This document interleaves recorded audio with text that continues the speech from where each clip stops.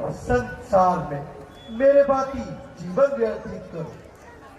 इस संसारिक माया जाल को थोड़ी देर के लिए जल समझ लो और देखो कमल में कितना त्याग है। ये माया जाल में गिरा हुआ रहकर भी उससे कितना अलग है।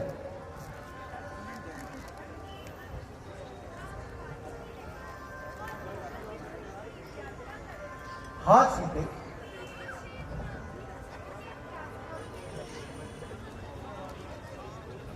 हाँ भैया, निस्संदेह पुष्प भी अपने में बहुत बड़े उपदेशक है। जैसे लक्ष्मण। भैया, आपके होते हुए ये तुच्छ लक्ष्मण क्या ज्ञान दे सकता है। माता जी, आप भैया से अपने प्रश्नों का समाधान कराइए और मैं फल लेकर शीघ्र ही लौटता हूँ।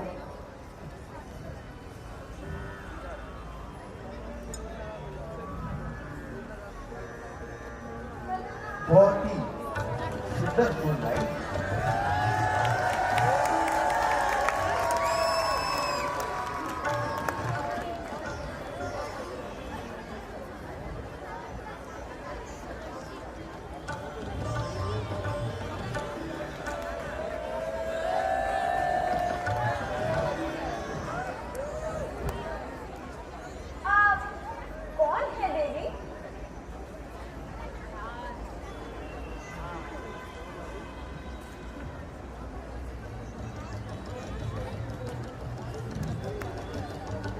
लक्ष्मण,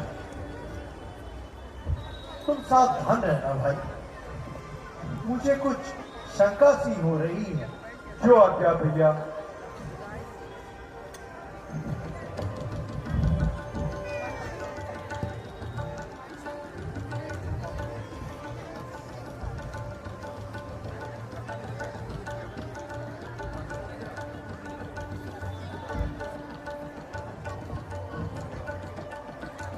सीते, तुम अभी विश्राम करो।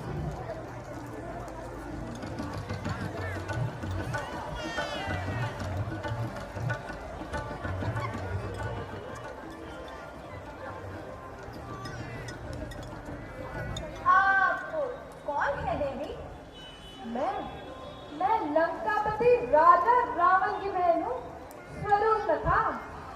स्वरूप नखा? हाँ, स्वरूप नखा। स्वरूप नखा का शुभ अर्थ है स्वरूप की खान। इसमें तो कोई संदेह नहीं देवी। संदेह तो इसमें भी नहीं कि मैं इस स्थान की महारानी हूँ, महारानी। मेरे भय से मनुष्य नहीं, देवता तक कांपते हैं। अवश्य देवी, ऐसा ही होगा। किंतु आप इस कुटी की ओर? कल मैंने इन्हें मृग के पीछे दौड़ते हुए देखा।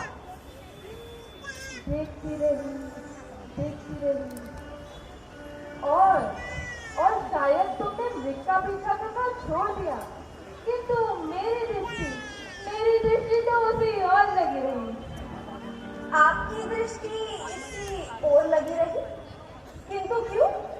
क्योंकि हमारे सीमा उल्लंघन का अपराध जो कर चुके थे। क्षमा करना देवी, हमें सीमा का ज्ञान न था। इसीलिए तो मैंने कठोरता से काम नहीं लिया। और फिर आपके साहस और सौंदर्य की शक्ति, मैं इसे एकांत में बात करना चाहूंगी। जी अवश्य।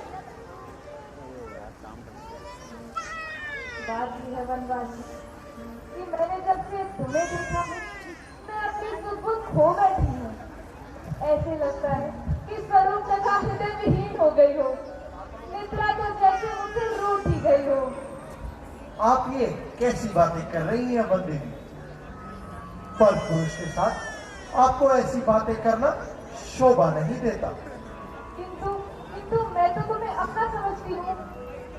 तुम्हारी इच्छा अनुचित है देवी। तुम्हारे लिए यही उचित है कि अपनी इच्छा को समेटे हुए लौट जाओ यहाँ से। इतने कटु शब्द, वो भी इसमें हाँ, शोभा नहीं देते तपस्वी। हम कटु बोल बोलने के इच्छुक भी नहीं। आप अपनी राह लीजिए।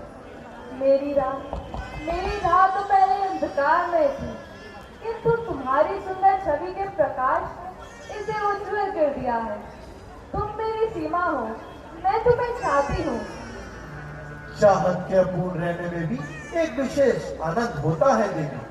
ये सब मैं जानती हूँ, परंतु तुम मुझे नहीं, स्वर्ग की अनमोल सुंदरता को ठुकरा रहे हो। हाँ भूलती है देवी, हम तुम्हें ठुकरा नहीं रहे, बल्कि सीधी राह पर चलने की याचना कर रहे हैं। यदि तुम्हें कोई राजकुमार होने का अभिमान है, तो मैं भी राजकुमारी हूँ। हो सकता है कि तुमसे ऊंचे वर्ण और ऊंचे कुल की हूँ। हमें तो किसी बात का अभिमान नहीं। तब फिर मुझे अपनाने में क्या संकोच है? मैं विवाहित हूँ। वो देखो, मेरे छोटे भाई बड़े वीर और पराक्रमी हैं, और विशेषता ये कि बिल्कुल अकेले हैं। मुझे इस मायाजाल से दूर ही रखिए भैया, नहीं तो कर्म के पांव टूट जाएंगे और रीतियों का नाश हो जाएगा। क्यों जी? ये सब क्या मुझे बढ़ लेने से हो जाएगा? बिल्कुल नहीं देवी, भला स्वर्ग की अनुपम भेंट भी किसी को अखर सकती है। तब फिर मेरे बारे में तुम्हारा क्या विचार है? मेरे विचार की तो कुछ ना पूछे देवी। वास्तव में यदि मैं आजाद होता तो बिना पाप और पुण्य का ध्यान किए कभी का तुम्हें ठिकाना लगा चुका होता। अरे वाह! मेरे राज्य में रहकर तुम मुझे नाते दिखा रहे हो। तुम व्यर्थ में भटक रही हो देवी, इससे तुम्हारे नारी धर्म का पतन हो जाएगा। विषयों का आनंद नाशवान होता है। फिर वही उपदेश, मैं ये बातें सुनने नहीं आई राजकुमार। तब आप जा सकती हैं। तो क्या ही अच्छा हो कि जाने से पहले मैं क्यों ना इसे ही खत्म कर दूं। अरे अरे अरे अरे, ये क्या? स्वर्ग की श्रेष्ठ देवी होकर और ये नर्क। जब तक ये जीवित है, आप मुझे नहीं अपनाएंगे राजकुमार। मैं आपसे विवाह करना चाहती हूँ। परंतु मुझसे ही क्यों? मेरे छोटे भाई लक्ष्मण भी तो है। मैं इसके साथ विवाह करने के लिए तैयार हूँ भैया। सच? तब फिर मुझे पहले ही क्यों नहीं कह दिया था? मेरी तो आदत ही कुछ ऐसी है। इधर आइए, ठाकुर जी पर कड़वे शब्दों की भेंट की है, अब प्रसाद भी लेती जाइए। आप क्या कीजिए?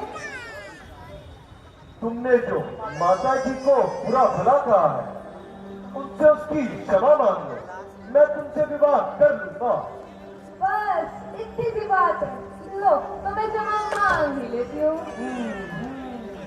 यूं नहीं, राजकुमारी होते हुए क्षमा मांगने की विधि भी नहीं जानती। मेरे इस धनुष की डोरी पर नाक रगड़ते हुए कहो कि मैं देवी सीता से क्षमा मांगती हूँ। ठीक है राजकुमार, मैं सीता से केवल सीता नहीं,